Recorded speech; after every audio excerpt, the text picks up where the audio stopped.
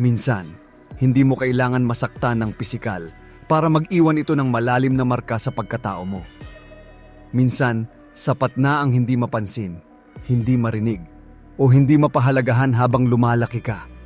May mga batang lumaki na parang invisible sa sariling pamilya, hindi pinapagalitan pero hindi rin napapansin. Hindi sinasaktan pero hindi rin kinakausap o pinapakinggan.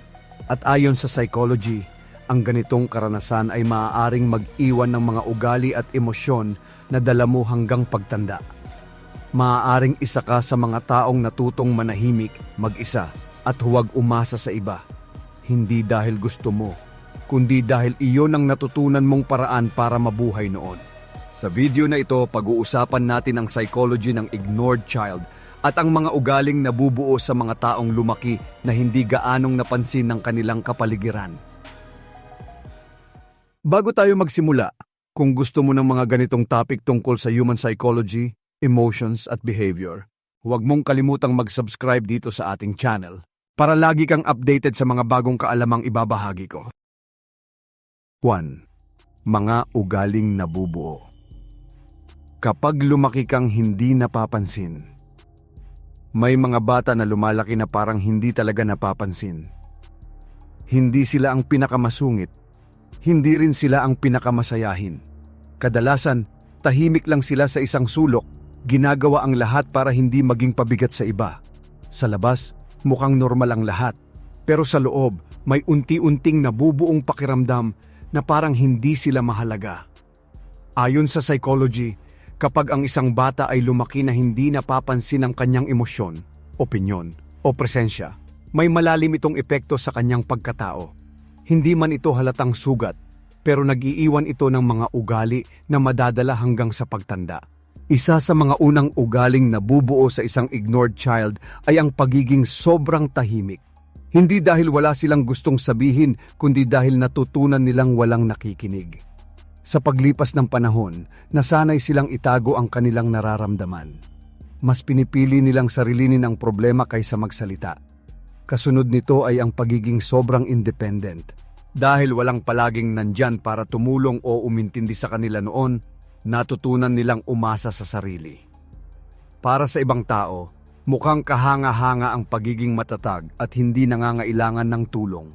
Pero sa totoo lang, minsan ito ay resulta lamang ng matagal na pakiramdam na wala namang darating para sumuporta sa kanila.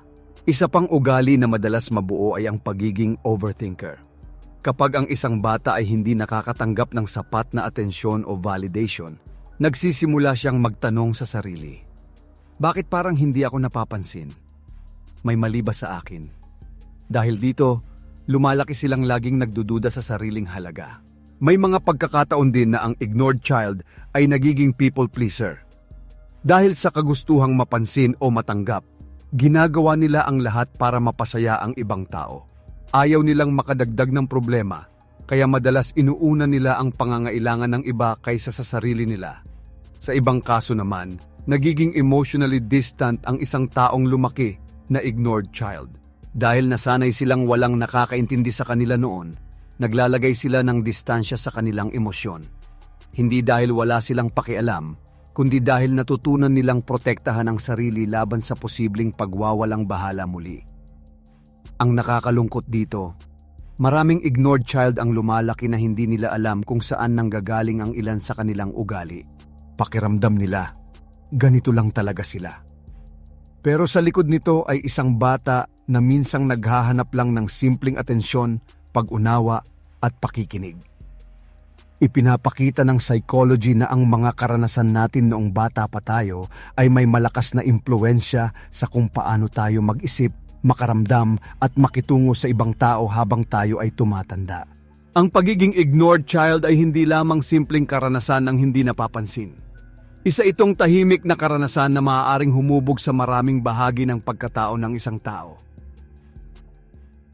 2. Mga senyales na lumaki kang ignored child. Ayon sa psychology, hindi lahat ng sugat mula pagkabata ay halata. May mga karanasan na hindi naman marahas o lantaran, pero tahimik na nakakaapekto sa kung paano tayo mag-isip at makaramdam habang tayo ay lumalaki. Isa na rito ang karanasan ng isang ignored child. Ang ignored child ay hindi palaging napapabayaan sa pisikal na paraan. Minsan, kumpleto naman ang pagkain, tirahan, at mga pangangailangan. Ngunit kulang sa isang bagay na mahalaga sa paglaki ng isang bata. Ang atensyon, pakikinig, at emosyonal na presensya. Ayon sa psychology, may ilang senyales na maaaring magpakita na ang isang tao ay lumaki na hindi gaanong napapansin noong bata pa siya. Isa sa mga unang senyales ay ang pakiramdam na nahihirapan kang ipahayag ang sarili mong emosyon. Kapag nasanay ang isang bata na walang nakikinig sa kanyang nararamdaman, natutunan niyang itago na lamang ito. Sa paglipas ng panahon, nagiging normal na lang sa kanya ang hindi magsalita tungkol sa kanyang problema. Isa pang senyales ay ang pagiging sobrang independent. Maraming taong lumaki na ignored child ang nasanay na gawin ang lahat ng mag-isa. Hindi sila agad humihingi ng tulong kahit nahihirapan na sila. Para sa kanila, mas ligtas na umasa sa sarili kaysa umasa sa iba. May mga pagkakataon din na nakakaramdam sila ng matinding discomfort kapag sila ang sentro ng atensyon. Dahil hindi sila sanay na mapansin noong bata pa sila, nagiging kakaiba o hindi komportable ang pakiramdam kapag biglang nakatuon sa kanila ang pansin ng ibang tao. Isa pang karaniwang senyales ay ang pagiging sobrang mapagmasid sa emosyon ng ibang tao.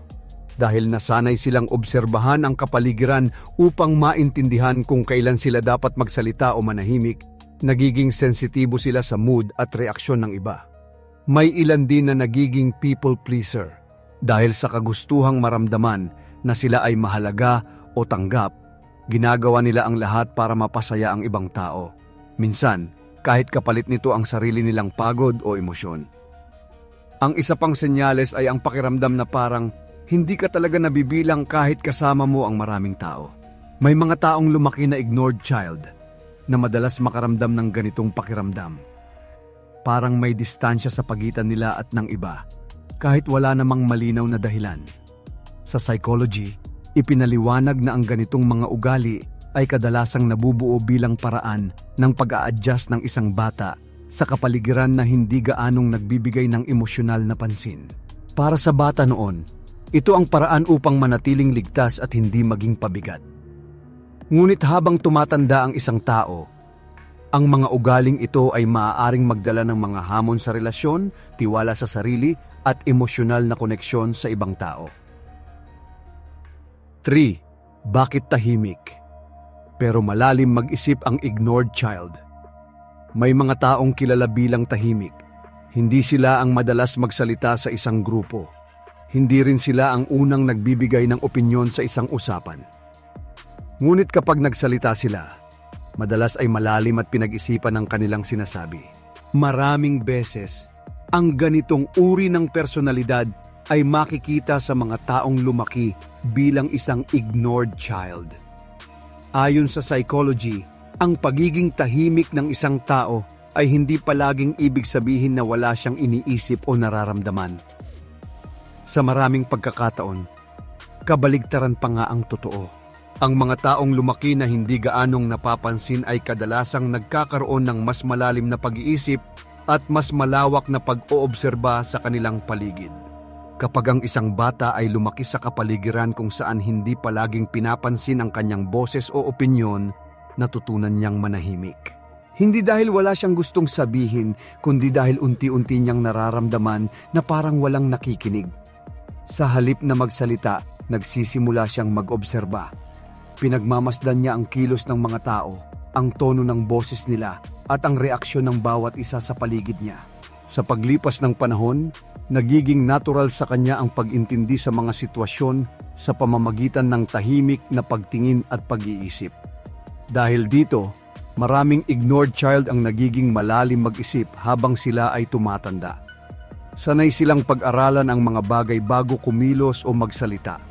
Madalas nilang iniisip ang iba't ibang posibleng mangyari, pati na rin ang epekto ng kanilang mga salita o desisyon sa ibang tao. Isa pang dahilan kung bakit nagiging tahimik ang ignored child ay ang kanilang pagnanais na iwasan ang negatibong atensyon. Kapag ang isang bata ay nakaranas na hindi mapansin o hindi pakinggan, maaari siyang matutong manatiling sa likod lamang upang hindi makaranas ng pagtanggi o pagwawalang bahala muli. Sa ganitong paraan, ang katahimikan ay nagiging isang uri ng proteksyon. Mas pinipili nilang magmasid kaysa maging sentro ng pansin. Ngunit sa likod ng katahimikang ito ay isang isip na aktibong nag-iisip.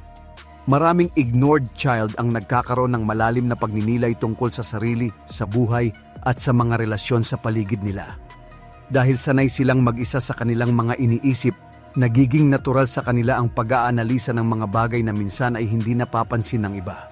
Sa psychology, ipinapakita na ang mga karanasan sa pagkabata ay maaaring maghubog kung paano tayo magproseso ng impormasyon at emosyon habang tayo ay lumalaki.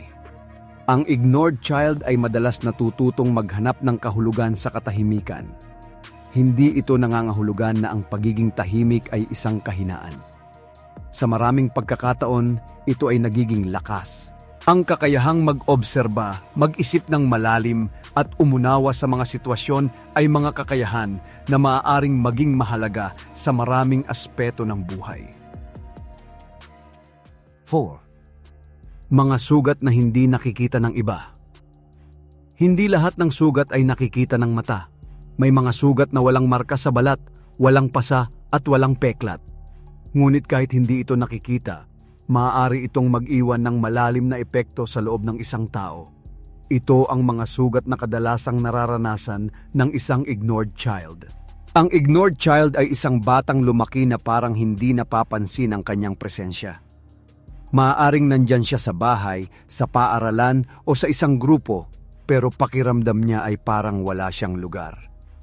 Hindi siya palaging tinatanong kung kumusta siya. Hindi rin palaging pinapakinggan ang kanyang iniisip o nararamdaman. Sa panlabas na tingin, maaaring mukhang maayos ang lahat, wala namang malinaw na problema. Ngunit ayon sa psychology, ang kakulangan sa emosyonal na atensyon ay maaaring magdulot ng mga sugat na hindi madaling makita ng ibang tao. Isa sa mga sugat na ito ay ang pakiramdam ng pagiging hindi mahalaga. Kapag ang isang bata ay lumaki na bihirang mapansin o pakinggan, maaari siyang magsimulang magtanong sa sarili, may halaga ba ako? Importante ba ang presensya ko? Ang mga tanong na ito ay maaaring manatili sa isip ng isang tao kahit siya ay tumanda na. Isa pang sugat na madalas mabuo ay ang tahimik na lungkot. Hindi ito laging ipinapakita sa ibang tao. Maraming ignored child ang natutong itago ang kanilang nararamdaman dahil sanay na silang walang nakakaalam o nakakapansin nito. Dahil dito, may ilan na lumalaki na nahihirapan ipahayag ang kanilang emosyon. Kahit gusto nilang magsalita, parang may bahagi sa kanila na nagsasabing wala ring makikinig. Kaya mas pinipili nilang manahimik. May mga pagkakataon din na ang ignored child ay nagkakaroon ng takot sa pagtanggi. Dahil sa karanasan ng pakiramdam na hindi sila napapansin noon, nagiging sensitibo sila sa posibilidad na hindi sila tanggapin ng iba. Minsan, kahit simpleng sitwasyon lamang ay maaaring magdala ng ganitong pakiramdam. Ang isa pang epekto ay ang pakiramdam ng emosyonal na distansya sa ibang tao. Kahit gusto nilang magkaroon ng malalim na koneksyon, may bahagi sa kanila na nagdadalawang isip kung dapat ba silang magbukas ng sarili. Ang distansyang ito ay nagiging paraan upang protektahan ang sarili laban sa posibleng sakit o pagwawalang bahala. Sa psychology, ipinapakita na ang mga sugat na nabubuo sa pagkabata ay maaaring makaapekto sa paraan ng pakikipag-ugnayan ng isang tao sa iba habang siya ay tumatanda.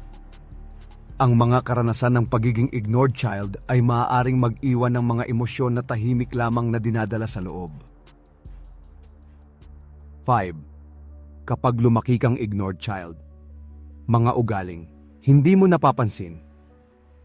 May mga ugali na dala natin hanggang pagtanda na hindi natin agad napapansin. Para sa atin, normal lang ang mga ito. Bahagi na sila ng kung sino tayo. Ngunit ayon sa psychology, may ilang ugali na maaaring nabuo dahil sa mga karanasan natin noong bata pa tayo, lalo na kung lumaki tayong hindi gaanong napapansin. Ang isang ignored child ay isang batang lumaki na bihirang mapansin ang kanyang emosyon, opinyon o presensya. Maaaring hindi ito lantaran na kapabayaan, ngunit ang kakulangan sa emosyonal na atensyon ay maaaring mag-iwan ng mga ugali na tahimik na sumusunod sa isang tao habang siya ay lumalaki. Isa sa mga ugaling ito ay ang pagiging sobrang tahimik tungkol sa sariling problema. Maraming taong lumaki bilang ignored child ang nasanay na sarilinin ang kanilang nararamdaman. Kapag may problema, mas pinipili nilang harapin ito ng mag-isa kaysa magsabi sa iba. Isa pang ugali na madalas mabuo ay ang pagiging komportable sa pag-iisa. Dahil nasanay silang hindi gaanong napapansin o kasama sa usapan noon, natutunan nilang maging okay kahit sila lamang mag-isa. Para sa iba, maaaring mukhang tahimik o reserved ang kanilang personalidad, ngunit para sa kanila ito ay normal na bahagi ng buhay. May mga pagkakataon din na ang isang ignored child ay nagiging sobrang mapagmasid sa kapaligiran. Sanay silang obserbahan ang kilos at reaksyon ng ibang tao. Madalas nilang napapansin ang mga bagay na hindi agad nakikita ng karamihan. Ang isa pang ugali ay ang pagiging maingat sa pagsasalita o pagbabahagi ng opinyon. Dahil sa mga karanasan noon kung saan pakiramdam nila ay walang nakikinig, natutunan nilang timbangin muna ang bawat salita bago magsalita.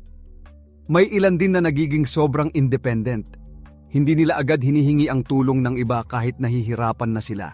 Para sa kanila, mas natural ang umasa sa sarili kaysa umasa sa ibang tao. Sa ibang pagkakataon, ang isang ignored child ay maaaring magdala ng pakiramdam na parang hindi siya napapansin kahit sa mga sitwasyon na kabaligtaran naman ang nangyayari. Dahil sa mga karanasan noong bata pa siya, may bahagi sa kanyang isip na patuloy na naghihintay na muling maramdaman ang parehong pagwawalang bahala. Ayon sa psychology, ang mga ugaling ito ay kadalasang nabubuo bilang paraan ng pag-a-adjust ng isang bata sa kanyang kapaligiran. Para sa bata noon, ito ang mga paraan upang makibagay at maiwasan ang pakiramdam ng pagkadismaya o pagtanggi. Ngunit habang tayo ay lumalaki, mahalagang maintindihan kung saan nanggagaling ang ilan sa ating mga ugali. Kapag nauunawaan natin ang pinagmulan ng mga ito, mas nagiging malinaw kung bakit tayo kumikilos o nag-iisip sa ganitong paraan. Ang pagiging ignored child ay isang karanasan na maaaring tahimik ngunit may malalim na impluwensya sa pagkatao ng isang tao. At kung minsan, ang mga ugaling hindi natin napapansin ay mga bakas lamang ng isang bata na minsang naghahanap ng pansin, pag-unawa at pakikinig. 6. Bakit hirap magtiwala ang mga lumaking ignored child? Ang tiwala ay isa sa pinakamahalagang bahagi ng anumang relasyon. Ngunit para sa ilang tao, hindi ito madaling ibigay. May mga taong natural na nagiging maingat kapag kailangang magtiwala sa iba. Ayon sa psychology, isa sa mga posibleng dahilan nito ay ang karanasan ng pagiging ignored child noong sila ay bata pa. Ang ignored child ay isang batang lumaki na hindi gaanong napapansin ang kanyang emosyon, opinyon o presensya. Maaaring hindi ito halata sa panlabas na anyo ng pamilya o kapaligiran, ngunit ang kakulangan sa emosyonal na atensyon ay maaaring mag-iwan ng malalim na epekto sa pagtingin ng isang tao sa ibang tao. Kapag ang isang bata ay nasanay na hindi napapakinggan o hindi napapansin ang kanyang nararamdaman, maaaring unti-unti siyang matutong huwag umasa sa iba. Sa kanyang karanasan, parang wala ring nagiging pagbabago kahit siya ay magsalita o magpahayag ng damdamin.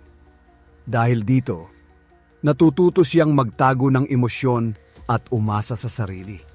Sa paglipas ng panahon, nagiging natural sa kanya ang pag-iingat kapag may taong gustong pumasok sa kanyang personal na mundo. Isa sa mga dahilan kung bakit nahihirapan magtiwala ang mga lumaking ignored child ay ang kanilang karanasan sa pakiramdam na hindi sila napapansin o naiintindihan noon. Kapag paulit-ulit itong nararanasan sa murang edad, maaaring mabuo ang paniniwala na mas ligtas na huwag masyadong magbukas ng sarili. May mga pagkakataon na kahit gusto nilang magkaroon ng malalim na koneksyon sa ibang tao, may bahagi sa kanila na nagdadalawang isip. Iniisip nila kung talagang may makikinig ba sa kanila o kung mauulit lamang ang dating pakiramdam ng pagwawalang bahala. Dahil dito, Nagiging maingat sila sa pagbabahagi ng personal na bagay. Hindi agad nila ipinapakita ang kanilang tunay na emosyon. Para sa ibang tao, maaaring mukhang reserved o tahimik lamang sila. Ngunit sa loob, may proseso ng pag-iingat na patuloy na gumagana.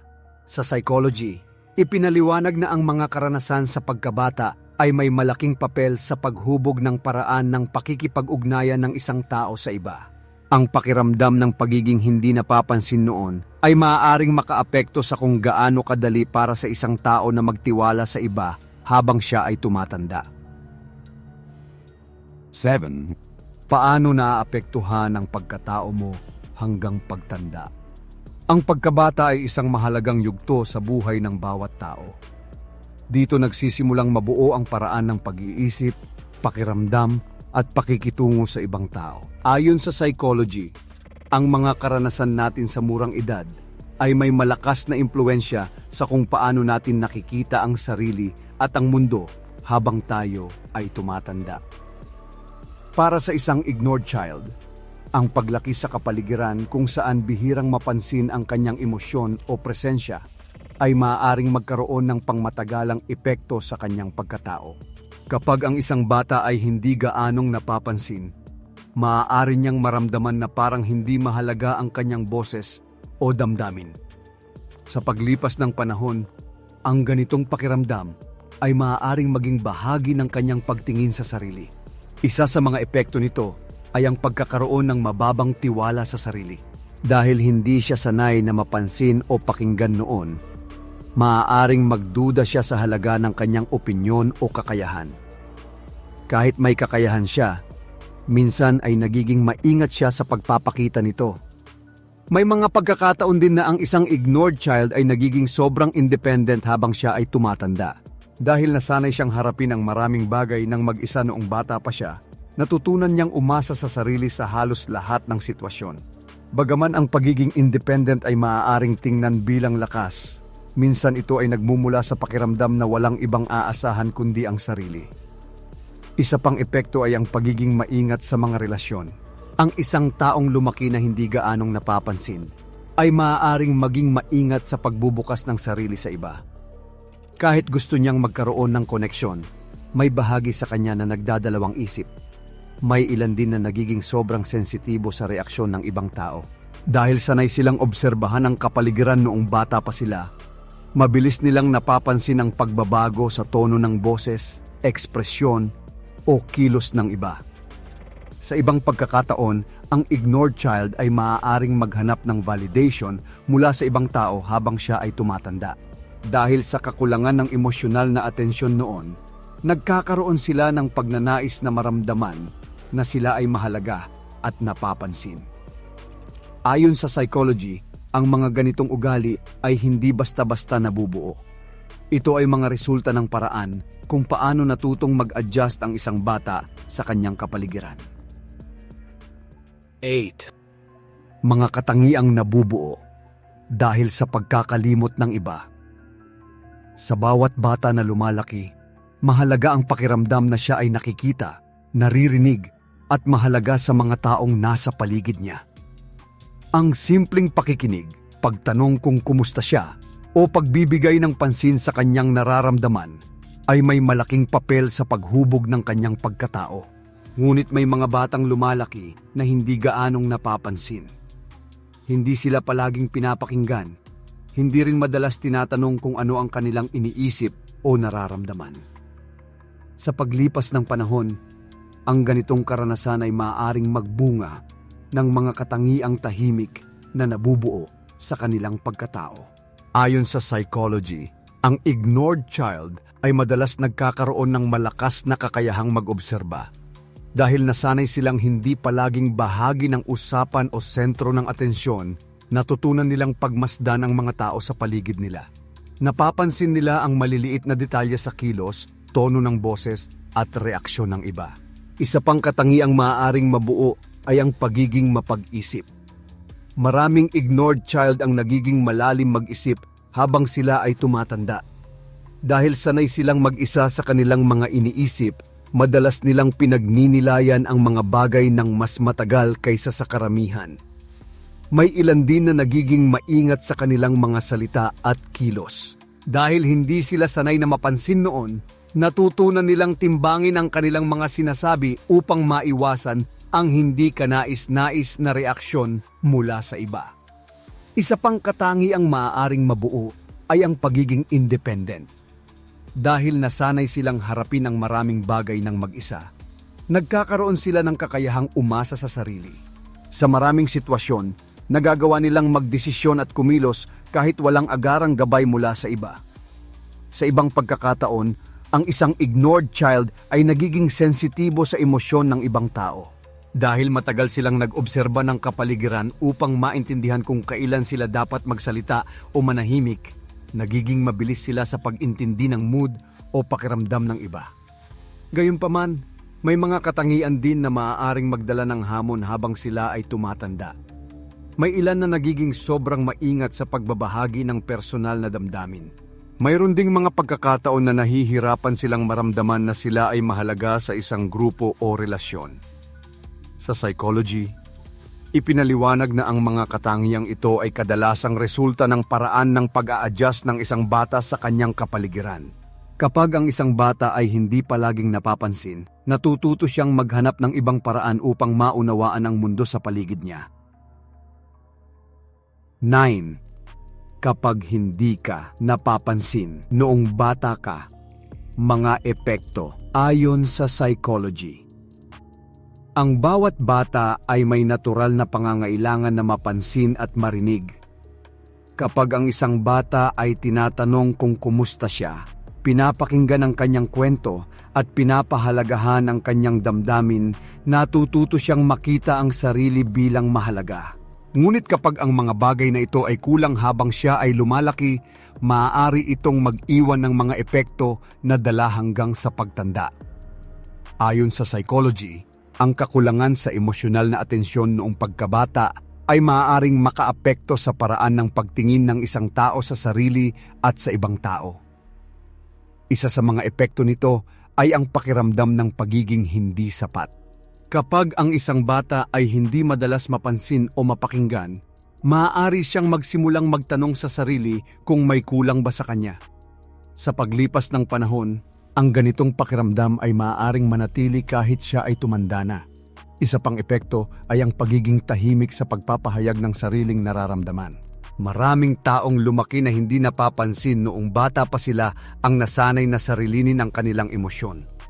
Sa halip na magkwento o humingi ng tulong, mas pinipili nilang harapin ang kanilang mga problema ng mag-isa. May mga pagkakataon din na nagiging sobrang mapagmasid ang isang taong may ganitong karanasan. Dahil nasanay siyang obserbahan ang kapaligiran noong bata pa siya, nagiging sensitibo siya sa mga pagbabago sa kilos o emosyon ng ibang tao. Ang isa pang epekto ay ang pagiging maingat sa mga relasyon. Ang isang taong lumaki na hindi gaanong napapansin ay maaaring maging maingat sa pagbubukas ng sarili sa iba. Kahit gusto niyang magkaroon ng malalim na koneksyon, minsan ay nagdadalawang isip siya kung talagang may makakaintindi sa kanya. Sa ibang pagkakataon, ang isang taong may ganitong karanasan ay maaaring maghanap ng validation mula sa ibang tao. Dahil sa kakulangan ng emosyonal na atensyon noon, may pagnanais siyang maramdaman na siya ay mahalaga at napapansin. Ayon sa psychology, ang mga epektong ito ay hindi simpleng kahinaan. Ito ay mga paraan kung paano natutong mag-adjust ang isang bata sa kanyang kapaligiran. Ang mga reaksyong ito ay nagiging bahagi ng kanyang paraan ng pagharap sa mundo habang siya ay lumalaki. 10. Ang tahimik na laban ng mga lumaking ignored child. May mga laban sa buhay na hindi nakikita ng ibang tao. Walang ingay, walang drama, at walang malinaw na senyales sa labas. Ngunit sa loob ng isang tao, may patuloy na pakikibaka na matagal nang nagsimula. Para sa maraming taong lumaki bilang ignored child, ito ang tahimik na laban na dala nila hanggang sa pagtanda. Ang ignored child ay isang batang lumaki na hindi gaanong napapansin ang kanyang presensya, emosyon o opinyon. Maaaring hindi ito lantaran na kapabayaan. Ngunit kapag ang isang bata ay madalas hindi napapakinggan o hindi napapansin, unti-unti itong nakakaapekto sa kung paano niya nakikita ang sarili. Ayon sa psychology, Ang ganitong karanasan ay maaaring magdulot ng tahimik na pakikibaka sa loob ng isang tao habang siya ay lumalaki. Isa sa mga laban na ito ay ang patuloy na paghahanap ng sariling halaga. Kapag ang isang bata ay lumaki na bihirang mapansin, maaari niyang maramdaman na parang kailangan niyang patunayan ang kanyang halaga sa ibang tao. Minsan, ginagawa niya ang lahat upang mapansin o mapahalagahan. Isa pang tahimik na laban ay ang pakikipaglaban sa sariling pagdududa. Maraming lumaking ignored child ang nakakaranas ng mga sandali kung saan nagdududa sila sa sarili nilang kakayahan o halaga. Kahit may nagagawa silang mabuti, may bahagi sa kanilang isip na nagtatanong kung sapat ba iyon. May mga pagkakataon din na ang laban ay tungkol sa pagbubukas ng sarili sa ibang tao. Ang isang taong nasanay na hindi napapansin noon ay maaaring maging maingat sa pagbabahagi ng kanyang emosyon. Kahit gusto niyang magkaroon ng malalim na koneksyon, may takot na baka hindi rin siya maintindihan. Sa ibang pagkakataon, ang tahimik na laban ay ang pagharap sa pakiramdam ng pag-iisa. Kahit may mga taong nasa paligid, may mga sandali na parang may distansya pa rin sa pagitan nila at ng iba. Ngunit sa kabila ng mga laban na ito, maraming lumaking ignored child ang nagkakaroon din ng kakaibang lakas. Dahil sa kanilang mga karanasan, natututo silang maging matatag, mapagmasid, at malalim mag-isip tungkol sa buhay. Sa psychology, ipinapakita na ang mga karanasan sa pagkabata ay hindi lamang nagdudulot ng mga hamon. Maaari rin itong maging dahilan kung bakit nagiging mas mulat ang isang tao sa kanyang sarili at sa emosyon ng ibang tao. Ang tahimik na laban ng mga lumaking ignored child ay maaaring hindi napapansin ng karamihan. Ngunit sa loob ng bawat taong may ganitong karanasan, may kwento ng pag-unawa, pag-a-adjust, at patuloy na paghahanap ng lugar kung saan sila tunay na maririnig at mapapahalagahan. Sa huli, ang pag-unawa sa sariling karanasan ay maaaring maging simula ng pagbabago. Kapag nagsimula nating kilalanin ang mga bahagi ng ating nakaraan, nagkakaroon tayo ng pagkakataon na unti-unting buuin ang mas malinaw at mas matibay na pagtingin sa sarili. Minsan, ang mga sugat na dala natin ay hindi galing sa mga bagay na ginawa sa atin, kundi sa mga bagay na hindi nangyari. Ang mga salitang hindi nasabi, ang mga emosyon na hindi napansin, at ang presensya na hindi nabigyan ng sapat na halaga. Para sa maraming taong lumaki bilang ignored child, ang kanilang kwento ay tahimik. Walang malalakas na eksena, walang malinaw na drama. Ngunit sa loob, may mga karanasang humubog sa paraan ng kanilang pag-iisip, pakiramdam, at pakikitungo sa mundo. Ngunit mahalagang tandaan na ang pag-unawa sa ating nakaraan ay hindi para manatili tayo roon. Ito ay para mas makilala natin ang sarili at maunawaan kung bakit tayo naging ganito. Sa bawat bagong kaalaman tungkol sa human psychology, mas nagiging malinaw kung paano tayo maaaring lumago at magbago. Kung may bahagi ng video na ito na parang naglarawan ng sarili mong karanasan, tandaan na ang pag-unawa sa sarili ay isang mahalagang hakbang sa personal growth. Kung gusto mo pang matutunan ang mga ganitong psychology insights tungkol sa human behavior at personal development, mag-subscribe ka na at i-turn on ang notification bell para lagi kang updated sa mga bagong episode dito sa ating channel.